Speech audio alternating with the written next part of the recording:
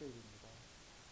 밖에 아름다운 꽃들도 색깔도 이렇게 달라지고 또 이렇게 봄임을 느끼게 되고 또 세월이 언제 이렇게 빨리 흘렀나 벌써 4월이구나 그런 생각도 듭니다. 우리 앞에 옆에 계신 분 오늘은 그렇게 축복할까요? 당신도 이 봄처럼 활짝 피어나세요. 당신의 삶도 활짝 피어나기를 축복합니다.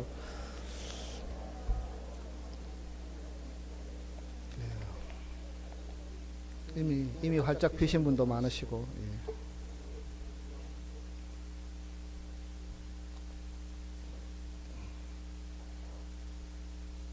오늘 본문 말씀은 다른 말씀들과 좀 다른 특징이 있습니다. 오늘 본문 말씀은 원래 성경이 기록될 때에 함께 기록된 책이 아닙니다. 내용이 아닙니다. 시간이 좀 흐른 후에 기록되어 첨가된 부분입니다. 그래서 여러분 가지고 계신 성경책도 보시면 아마 큰 괄호들이 쓰여져 있을 것입니다.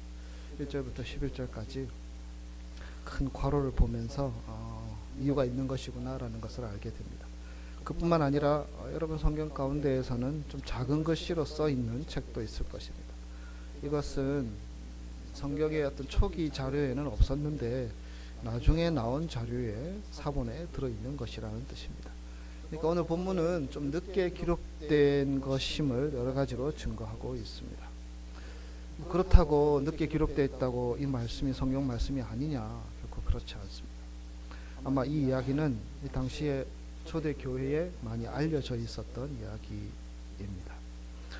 혹 이 사건에 등장하는 이 여인, 가늠하다가 현장에서 잡힌 이 여인이 아마 주님의 은혜와 사랑으로 회개한 후에 교회에서 아주 중요한 역할을 한 것이 아닐까. 왜냐하면 요한복음에 등장하는 사람들은 나중에 변화되어서 예를 들어 니고데모도 그렇고요, 수가성 여인도 그렇고요, 변화되어서 하나님 앞에 쓰임받는 장면들이 등장하지요. 그래서 아마 이 여인도 성경 학자들이 생각하기를 나중에 교회에서 중요한 역할을 했던 여인으로 그렇게 여기고 있습니다. 그런데 이렇게 훌륭한 사람이 성경에서 이렇게 가늠하다 현장에 잡힌 이야기, 어찌 보면 외설과 같은 그런 이야기지 않습니까? 아무리 그래도 현장에서 잡힐 정도면 정말 문제가 있지 않습니까? 그래서 성경에 기록하는 것을 꺼려 했을지도 모릅니다. 또 다른 면에서는 본문에 나오는 이 여인의 삶이 후에 변화되고 하나님 앞에 참 헌신된 사람으로 쓰이게 되었는데 그 여인의 어두운 과거를 밝히는 것이 무엇이 좋을까 하면서 일부러 좀 주저했을 수도 있습니다. 그러나 그 여인이 세상을 떠나고 시간이 지나면서 교인들은 그런 생각을 했습니다. 그럼에도 불구하고 이 여인의 이야기는 참 소중한 이야기다. 그 예전에 어떤 모습이었는데 예수님을 만난 후에 이렇게 변화되었다. 이런 귀한 복음을 성경에 올려야 되겠다. 정말 유익한 것이다. 이런 생각들을 가지게 되었고요. 그래서 후대에 성경에 기록되었던 것이지요. 이 사건은 좀 늦게 기록되었음에도 불구하고 아주 소중한 사건이며 꼭 들어간 말씀으로 구분되어서 이제는 성경의 한 자리를 차지하게 되었습니다. 오늘 이야기는 저녁에 감람산에 가서 밤을 보내신 예수님이 이제 성전에 와서 사람들을 불러 모아서 가르치는 내용으로 시작이 되고 있습니다. 예수님은 어디서 주무셨습니까? 감람산에서 주무셨습니다. 예수님이 예루살렘에 오시면 주무시는 곳이 두 군데 있습니다. 하나는 감람산, 아마 기도하시면서 밤새 철야하시면서 시간을 보냈던 것으로 보이고요. 다른 한 곳은 베다니라는 곳에 예루살렘으로 그렇게 멀지 않은 곳에 가서 쉬기도 하셨습니다. 어젯밤 감람산에서 밤새 기도하며 하나님 앞에 나갔던 예수님께서 일찍 나와서 사람들을 가르치고 있는데 지금 이 상황이, 이 사건이 터진 것입니다. 바리새인들 서기관들이 한 여인을 끌고 왔습니다. 머리가 헝클어지고 옷이 다 벗겨진 추하고 아주 야한 모습으로 여인을 끌고 왔습니다. 현장에서 간음하는 여인을 현장에서 체크해서 붙잡고 온 것입니다. 그 영어 번역 가운데 뉴 킹 제임스 번역에는 in the very act라는 표현이 표현되어 있습니다. 이 표현은 간음하는 현장만 아니라 실제로 그 행위 자체를 강조하는, 바로 그 행동을 하고 있는 그곳에서 현행범이라는 말씀입니다. 현장을 그대로 보존해서 예수님께서 그 여인을 위해서 변명해 주거나 어떻게 다른 말을 할 수 없는, 피할 수 없는 상황에 처한 여인, 벌거벗은 모습 그대로의 상태였습니다. 여러분, 오늘 요한복음 8장을 읽었는데요, 이 본문 말씀은 또 7장과 이어지지요.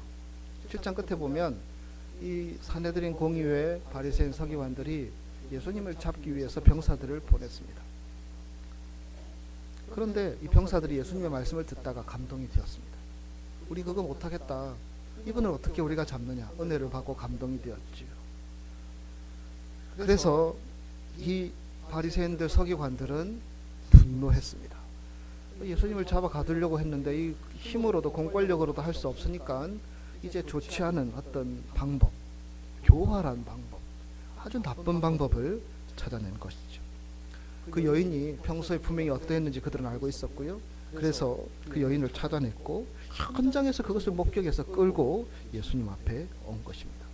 예수님을 해하려고 하는 목적입니다. 여러분, 서기관 바리새인들을 우습게 여기면 안 됩니다. 이들은 아주 훌륭한 사람들입니다. 나름대로 그 이름을 얻기 위해서 하나님 나라, 하나님 교회를, 하나님의 일들을 위해서 헌신되고 충성했던 사람들, 존경받을 만한 사람들이었고 어떤 덕행들을 많이 행했던 그런 사람들입니다. 그래서 여러분, 마태복음 5장 20절에 보면 너희 의가 바리새인들과 서기관들과 같지 아니하면 하나님 나라 들어갈 수 없다. 바리새인들의 의를 예수님도 인정해 주셨습니다. 서기관은 성경에 대한 지식이 아주 많았고요. 바리새인들은 율법에 철저했던, 충성했던 사람들이었습니다. 근데 여러분, 지금 이 사람들이 무슨 짓을 하고 있습니까? 한 인간을 도구로 삼아서 다른 인간을 넘어뜨리려고 합니다. 가늠하다 현장에 잡힌 여인을 통해서 예수님을 넘어뜨리려고 하고 있습니다. 핑계 삼아서 예수님을 잡아서 죽이려고 하는 것입니다. 꼬투리 잡으려고 하는 것입니다. 대단히 의도적이고 자기적입니다. 왜 그들이 이렇게 합니까? 목적을 위해서 그렇게 합니다. 여러분, 이들이 예수님을 잡아 죽이려고 하는 목적이 무엇입니까? 하나님을 위해서 하는 것입니다. 자기들이 생각하는 하나님을 위한 것이 이것이라고 여겼습니다. 자기 앞에 계신 분은 하나님이 보내신 하나님의 아들 구원자 예수 그리스도인데 그들은 하나님을 위해서 예수님을 잡아 가두기 위해서 이런 교활한 수단들을 동원하고 있었던 것입니다. 그들이 지키려고 했던 하나님은 실제로 하나님의 뜻과 다른 행동들을 통해서 그들이 지금 행하고 있었던 것입니다. 하나님의 아들이 그의 면전에 있는데 그들은 그를 잡아 가두려고 했던 것이죠. 여러분, 사람을 귀하게 여기지 않으면서 하나님의 일을 제대로 한다라는 것은 참 어려운 일입니다. 어쨌든 이 여인은 사람들 가운데 세운 노아집니다. 고소자들이 말합니다. 이런 범죄자는 현장에서 돌로 쳐 죽여야 하는데 당신은 예수님은 어떻게 하겠습니까? 라고 질문합니다. 이 모습을 보면 공의회 의원들은 어떻게 보면 가장 학식도 높고 어떤 영향력도 컸던 지성들인데 너무나 잔인하다 이런 생각들을 하게 됩니다. 사람이라면 아무리 그녀가 잘못했다고 하더라도 이 여인으로서의 수치심은 가려줘야 하지 않겠습니까? 수건으로 두건으로 덮어주든지 뭔가 인간적인 대접을 한 후에 그렇게 한 후에 재판을 해도 늦지 않을 것이죠. 그런데 그들은 그 여인에 대한 관심은 없었습니다. 오직 예수님을 잡아 가두기 위한 목적으로 그 여인을 완전히 정말 더러운 여자 취급하였고 인간으로 대접하지 않았던 모습들. 그리고 여러분, 이 당시의 성전법에 따르면 이런 여인을 성전에 데리고 들어오는 것도 허용되지 않았습니다. 그것들도 법을 어겼습니다. 그들은 인간의 기본 윤리도 어겼고 하나님의 법도 어겼습니다. 그들은 하나님을 위해서 한다고 하지만 하나님의 뜻을 거스린 채 나아갔던 일말의 사람다움도 포기하는 그런 행동을 보이고 있었습니다. 예수님이 어떻게 하였습니까? 고개를 숙이고 허리를 땅에 굽히고 무엇인가를 쓰셨습니다. 무엇을 쓰셨는지는 잘 모릅니다. 여러 가지 추측들을 할 수 있지만 어쨌든 지금 예수님은 참 어려운 상황에 놓였습니다. 이 여자를 용서해 주라 하면 어떻게 되는지 아십니까? 법을 어겼으니까 예수님이 그에 대한 대가를 치러야 할지도 모릅니다. 아마 예수님을 향하여 돌이 날라올지도 모르는 상황입니다. 그렇다고 이 여자에게 돌을 던지라고 얘기하면 여러분, 예수님께서 3년 동안 이 땅을 살아가시면서 가장 강조하신 것이 무엇입니까? 사랑입니다. 사랑에 대해서 그렇게 말씀하셨고, 하나님 사랑하라, 이웃을 내 몸과 같이 사랑하라. 말만 사랑하라고 그래놓고 어떻게 예수님이 그렇게 할 수 있어? 얼마든지 정죄할 수 있는 상황에 놓였습니다. 그들은 예수님을 재촉합니다. 예수님은 천천히 일어나십니다. 사람들의 눈은 주님의 입에 초점을 맞추고 있습니다. 주님의 한마디 때문에 이 여인이 죽을 수도 있고, 잘못하면 예수님이 해를 당할 수도 있습니다. 예수님은 똑바로 서서 주저없이 말씀하셨습니다.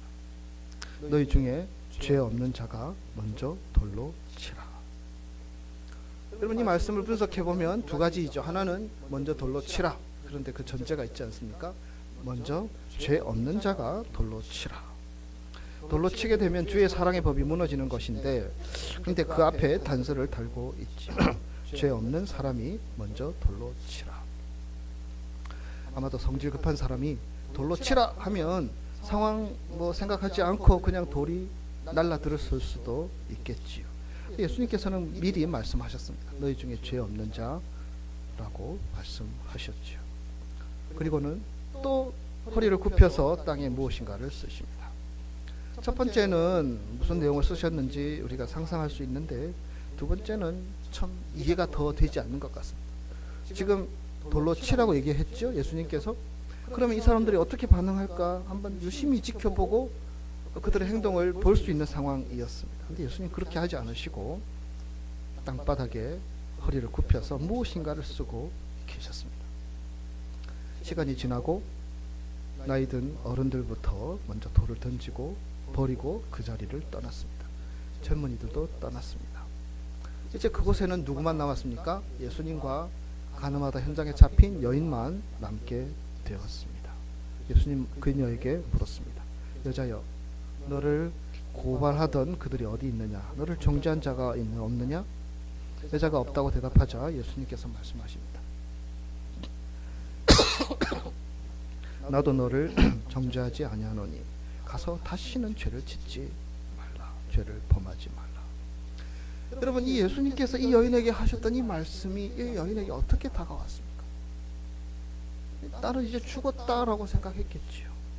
현장에서 잡혔고 성전에 있고 법에 대해서 누구보다도 뛰어난 바리새인 율법학자들이 딱 지키고 있는 그 자리, 나는 죽었다라고 생각했던 그 자리에서 이제 사람들은 다 떠나고 예수님께서 자기에게 해방을, 용서를, 또 어떤 희망의 말씀을 주시고 계십니다.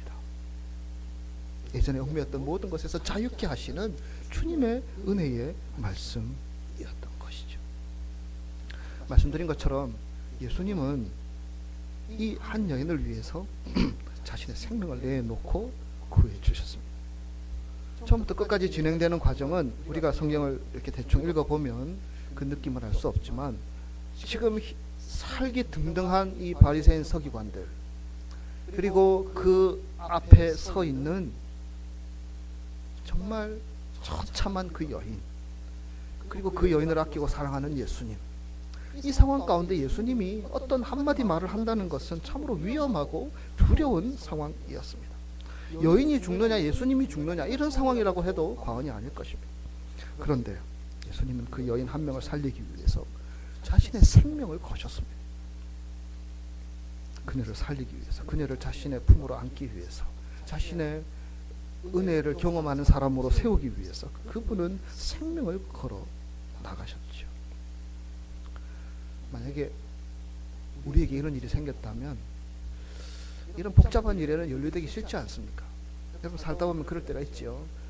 내가 해결할 수 있는 일이거나 별 문제가 없는 일이면 내가 개입할 수 있지만, 괜히 끼었다가 해가 망신하는 경우들, 괜히 끼었다가 내가 수치를 당하거나 어려움을 당하는 경우들, 아마 사람들은 도망치고 달아났을 수 있습니다. 그러나 이 여인은 주님께서 이 여인을 끝까지 놓치지 않으시고 붙들어 주셨습니다.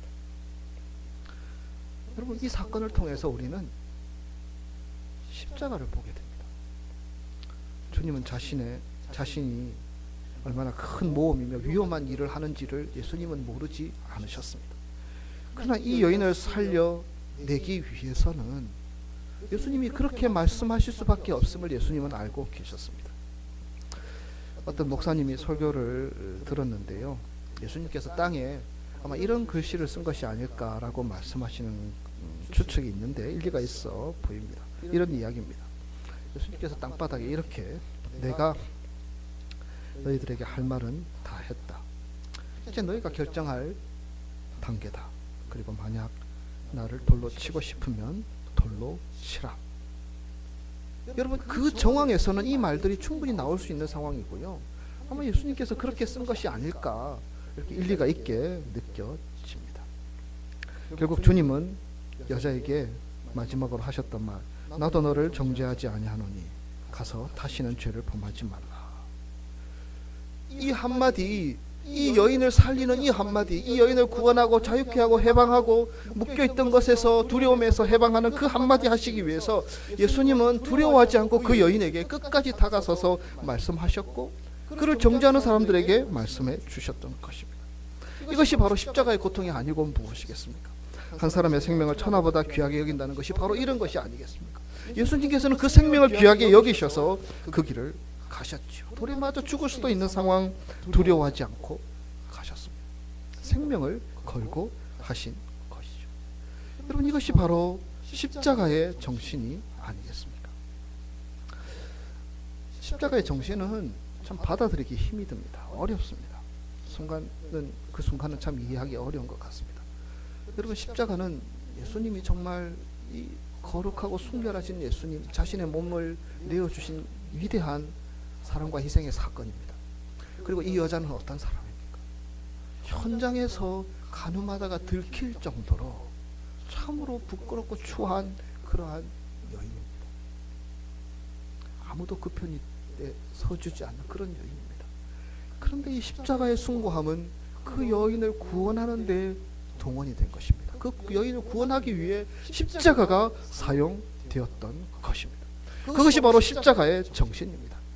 십자가의 사랑 때문에 그 여인을 구했고 그 여인과 크게 다르지 않게 주님 보시기에 더럽고 추하게 살아가는 우리들도 이 십자가의 숭고한 사랑과 그 은혜와 희생이 우리를 구원하는 놀라운 역사를 이루어 주신 것입니다. 말씀드린 것처럼 이 여인이 나중에 어떻게 되었을까?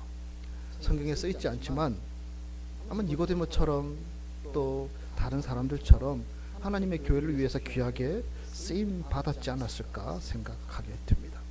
예수님께서 그 여인에게 마지막으로 했던 말이 그것의 모티브가 되지 않겠습니까? 나도 너를 정죄하지 아니하노니 가서 다시는 죄를 범하지 말라. 여러분, 이 말씀을 띄워놓으시고요. 여기에서 빠진 것이 있습니다. 용서라는 말이 들어가 있지 않습니다. 예수님은 이 여인을 용서한 것입니까? 용서하지 않았습니까? 우리는 용서라는 말을 자주 사용하지요. 쉽게 사용합니다. 그러나 용서하는 것이 어려운 것임을 우리는 알고 있습니다. 용서할 힘이 없다라는 것을 우리가 알고 있습니다. 용서했다가도 시간이 지나면 다시 끄집어내어서 문제를 대두시키는 경우들이 얼마나 많은지. 그리고 우리가 주님 앞에 서게 되었을 때에 나도 예수님이 십자가에 돌아가셔야만이 구원받을 수 있는 그런 죄인이었고 그 사람도 예수님이 십자가에서 피 흘리고 창에 찔리셔야만이 구원받을 그런 죄인이었기에 누가 누구를 정죄한다는 것입니까? 누가 누구를 탓할 수 있냐라는 것입니다. 주님은 용서한다는 말을 하지 않으셨습니다. 왜냐하면 이 용서라는 말은요, 어떤 정죄를 한 후에 용서하게 됩니다. 그러니까 너는 이런 잘못을 저질렀기 때문에 이런 죄인이다 라고 정죄한 후에 그런데 내가 너를 용서한다라고 할 때에, 그러니까 법정에서 쓰일 수 있는 그러한 용어인 것이죠. 근데 예수님께서는 그에게 다시 죄짓지 말라. 나도 너를 정죄하지 않는다. 여러분, 정죄하지 않는다라는 것은요, 그의 죄를 인정하지 않겠다라는 것입니다. 여러분, 이 여인이 죄를 지었습니까? 죄를 짓지 않았습니까? 죄를 분명히 지었죠. 십계명에도 위배되고요. 또 율법에도 위배되는 큰 죄를 지었습니다. 근데 예수님께서는 그의 죄를 정죄하지 않겠다, 단죄하지 않겠다고 말씀하십니다. 이 말씀이 무슨 의미겠습니까? 그 여인의 죄조차 기억조차 하지 않겠다. 예수님의 의지와 예수님의 사랑이 담겨 있는 그러한 용서였습니다. 너 이런 잘못 저질렀지? 내가 마땅히 너에게 벌을 내야 마땅하지만 내가 용서해 줄게. 이렇게 말씀하신 것이 아닙니다. 그 여인이 어떻게 했는지 알고, 그 여인이 어떻게 살았는지 알고, 어떻게 돌에 맞아 죽을지도 모르는 그 상황에 놓였는지 예수님은 다 알고 계셨지만 그를 드러내지 않으시고 끄집어내지 않으시고, 나는 너를 정죄하지 않는다. 그러나 지금부터 하나님을 의지하여 그렇게 살아가라. 다시는 죄를 짓지 말고 하나님 의지하여 살아가라 라고 말씀하시고 계십니다. 죽을 죄를 지은 이 여인이 자신을 정죄하지 않는다는 말을 들었을 때에 이 여인이 어떤 감격을 가졌겠습니까? 돌에 맞아 죽을 각오로 자기의 생명을 아끼지 않으시고 정말 자기를 살리기 위해서 이렇게 변호해주고 이렇게 말씀해주시고 이렇게 자신을 위해서 희생해주신 이 예수님을 보면서 이 여인이 어떤 마음이 들었겠냐는 것입니다. 여러분, 그것을 잊을 수 있었겠습니까? 이 여인이 평생 살아가면서 자신이 살아왔던 그 과거의 삶을 되돌이켜서 다시 한번 하나님을 향하여 나아갈 수 있는 기회를 주신 이 사건, 이 은혜, 이 예수님의 마음을 어떻게 잊을 수 있겠냐라는 것입니다. 사람이 변화되는 것은 이 용서라는 힘을 통해서 가능한 것입니다. 용서하게 될 때 성령께서 역사하시는 것입니다. 사람을 바로 살게 해주는 가장 근본적인 힘은 용서의 힘에 달려있다라는 것입니다. 내가 용서받았다는 강력한 감동을 지니고 있는 사람들은 옛날로 돌아갈 수가 없습니다. 왜냐하면 그 용서의 감격이 너무나 크고 놀랍기 때문입니다. 여러분, 이 여인이 과연 그 상황들을 잊을 수 있겠습니까? 예수님께서 2000년 전에 오셔서 십자가 달리시면서 우리의 죄를 다 씻어주시기 위해서 당하신 그 고난의 현장들이 바로 나를 위해서 하신 그러한 은혜의 사건임을 깨달은 자들이 어찌 그 십자가의 피와 물 한 방울 남기지 않고 흘리시는 그 장면들, 그 고초, 그 모욕 다 보면서 알면서도 하나님 앞에 성결하게 나가지 않을 수 있겠냐라는 것입니다.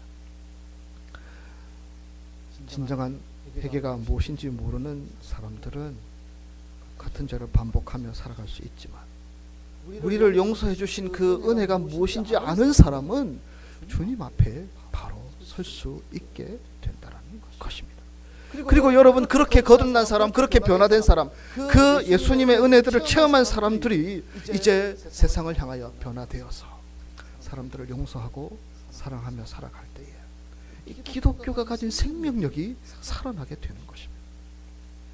100번 미워해도 100번 용서할 수 있는 마음. 어떨 때는 내가 용서해주면 희생해야 되고 포기해야 되고 내가 손해를 봄에도 불구하고 용서하는 그 사랑 때문에, 나를 용서해 주신 그 사랑 때문에 이 기독교의 생명력인 용서의 마음을 가지고 다가서게 되는 것. 여러분, 그것을 잃으면 우리 신앙인은 소금의 맛을 잃어버리는 것입니다. 맛을 잃어버리는 교회는 버림을 받고, 그러나 그 사랑 때문에 우리가 새로운 생명을 얻었고 그 용서의 마음 때문에, 예수님의 용서의 사건 때문에 우리가 새로워진 것을 깨달은 자들은 그 예수님의 마음을 가지고 세상을 향하여 나아갈 수 있지 않겠습니까? 가끔 저한테 그런 질문을 합니다. 목사님이 용서에 대해서 뭘 아세요? 저도 인정합니다. 오랜 이민생활 하면서 갖가지 상처를 입은 사람들이 하시는 그런 말에 일정 부분 공감하고요. 정말 그 용서라는 것이 우리의 삶에 있어서 얼마나 어려운 것이고 얼마나 불가능한 것인지를 우리는 보며 살아가고 있습니다. 그런데 말입니다. 이 여인은 어떠했겠습니까? 이 여인은 예수님의 용서를 경험했습니다. 아니, 자기를 정죄조차 하지 않겠다라는 그 예수님의 큰 사랑의 마음을 경험했습니다. 이 여인이 다른 사람들을 용서할 수 있겠습니까? 용서할 수 없겠습니까? 용서는 어려운 것입니다. 그래서 예수님께서는 우리를 용서하기 위해서 모진 십자가의 고통, 대가를 치르셨습니다. 그래서 우리에게 용서가 없으면 어찌 보면 우리에게 그리스도가 없다라고 할 수 있지 않겠습니까? 예수님은 여러분들을 용서해 주셨습니다. 자기 죄를 자백하고 하나님 앞에 나아가는 자들을 용서해 주시고 그들을 하나님의 자녀 삼아 주신 줄 믿습니다. 그렇다면 이번에는 우리가 용서하고 사랑하기 위해서 노력해야 합니다. 사랑하려고 노력해야 합니다. 용서하려고 하면 용서하지 못할 일들이 너무너무 많습니다. 사랑하려고 하면 사랑하지 못할 이유들이 너무너무 많습니다. 그래서 다시 한 번 더 우리의 마음은 하나님께서 우리에게 주신 마음을 붙들지 못한 채 무너져 버리고 무너지는 일들이 얼마나 많은지 모릅니다. 우리는 이렇게 해야 합니다. 상대편을 바라보지 말고 눈을 안으로 돌려 예수님께서 나 같은 죄인, 내가 얼마나 큰 죄인인지 그런 우리를 용서해 주셨는지를 기억하고 그것을 볼 수 있어야 합니다. 나를 용서해 준 하나님의 사랑이 얼마나 큰지 우리가 사순절 기간을 보내면서 그것을 묵상하며 그것을 기억하고 감사하는 모습이 우리에게 필요하지 않겠습니까? 그것을 묵상할 때만이 우리는 용서할 수 있고 사랑할 수 있습니다. 우리가 그래도 용서하지 못하면 우리는 예수님께 용서받은 적이 없거나 용서받은 감격을 잃어버린 자가 아니겠습니까? 또 한 가지, 가늠하다 현장에서 잡힌 여인 말고 여기에 등장하는 사람들이 있습니다. 이 여인을 정죄했던 사람들입니다. 여러분, 그 여인을 정죄한 사람들은 어떻게 했습니까? 예수님의 말씀을 듣고는 한 사람씩 잡고 있던 돌을 내려놓고 그 자리를 떠나갔습니다. 예수님께서 그들에게 무엇이라고 말씀하셨습니까? 너희 중에 먼저 죄 없는 자가 먼저 돌로 치라. 아마 예수님께서 우리가 그 상황들을 상상해 볼 수 있지 않습니까? 야, 너희들이 이 여인보다 나은 게 뭐야? 너희들도 똑같은 교활하고 나쁘고 죄인들이잖아. 강교한 음모를 꾸며서 나를 잡아 죽이려고 하는 그런 한심한 죄인들이잖아. 이렇게 예수님께서 윽박질렀으면 아마 순간적인 어떤 그런 행동으로 돌을 던졌을지도 모릅니다. 여러분, 그렇지 않습니까? 비난하면 너는 잘나? 하면서 돌을 던지는 것이 인간의 마음이 아닙니까? 우리 자신을 돌아보기보다는 상대방을 향하여서 분노하고 우리의 악한 마음을 드러낼 때가 얼마나 많이 있습니까? 근데 예수님께서는 그 말씀만 하셨습니다. 너희 중에 죄 없는 자가 먼저 돌로 치라. 그리고 여기 있었던 사람들의 반응이 참으로 여러분 귀하게 느껴집니다. 이 예수님의 말씀이 어떻게 들렸느냐? 자기들이 정죄하려고 했던 그 여인, 자기들이 죽이려고 했던 이 예수님께 향하지 않고 그 이야기, 그 말씀이 자신의 마음에 던져진 말씀으로 받아들이게 된 것입니다. 죄 없는 자가 돌로 치라. 자기도 죄인이라는 것을 깨달았다는 것이죠. 자기도 이 여인을 정죄하는 자가 아니라 정죄받아야 마땅할 사람이라는 것을 깨달았다는 것입니다. 예수님의 이 말씀은 그들의 마음속에 원망과 분노와 어떤 강한 아집으로 가득 차 있던 이 마음의 장벽들을 깨트리는 그런 은혜와 위로의 말씀이셨습니다. 너도 죄인이다. 그런데 너도 내가 필요하다. 단단한 얼음을 깨트리는 것은 망치가 아니고 바늘 끝이죠. 확성기 틀어놓고 외쳐대는 웅변보다는 귀 속에 속삭이는 미세한 소리가 인간의 굳어진 마음을 일깨우고 거대한 역사의 흐름을 이어갈 수 있다는 것입니다. 예수님은 지금 그들에게 그렇게 말씀하셨습니다. 여러분, 가늠하다 현장에 잡힌 여인도 예수님께서 사랑하셨고 그 여인을 정죄하는 사람들도 예수님은 사랑하셨습니다. 그들도 하나님의 형상으로 지원받은 사람들입니다. 여러분, 세상에서 하나님으로부터 버림받은 사람은 아무도 없습니다. 저 사람은 하나님께 버림받아야 마땅해, 그런 사람도 아무도 없습니다. 다만 스스로 자기를 버린 자가 있을 따름입니다. 눈을 안으로 돌려서 자신의 정체를 보는 것이 기독교 신앙의 핵심이요 본질입니다. 가늠한 여인을 잡아온 그들은 이제 자신의 참모습을 볼 수 있게 됩니다. 이와 같은 깨달음에 이르면 더 이상 음모나 술수나 그런 범죄가 꽈리를 틀고 그 자리에 자리할 수 없을 것입니다. 깨닫게 될 때에 그들의 악이 회개와 자신을 향한 애통하는 마음으로 바뀌게 되었던 것입니다. 가늠한 여인, 죄인입니다. 마찬가지로 가늠한 여인을 미끼로 삼아 예수님을 얽어매려고 하는 서기관들과 바리새인들도 똑같은 죄인들입니다. 좋지 않습니다. 죄악이 죄악을 넘어서서 파도처럼 밀려오게 됩니다. 그러나 예수님께서 그들에게 외쳤던 한마디 말씀, 누구든지 죄 없는 자가 돌로 치라라는 그 말씀, 그 말씀은 잠든 양심을 깨웠고 그 깨어난 양심이 스스로의 파도를 잠재웠습니다. 예수님께서 이 말씀을 하신 후에 남은 것은 두 가지입니다. 하나는 어느새 깨끗하게 씻기워진 몸과 마음이 정결하게 된 이름 모를 이 여자 한 명, 그리고 남을 정죄하기에 바빴던 그 분노로 가득 차 있던 사람들이 이제는 자신에 대한 부끄러움을 깨닫고 돌아가서 하나님 앞에 나아가는 바뀌어진 모습들. 여러분은 어떠한 사람들이십니까? 기도하겠습니다.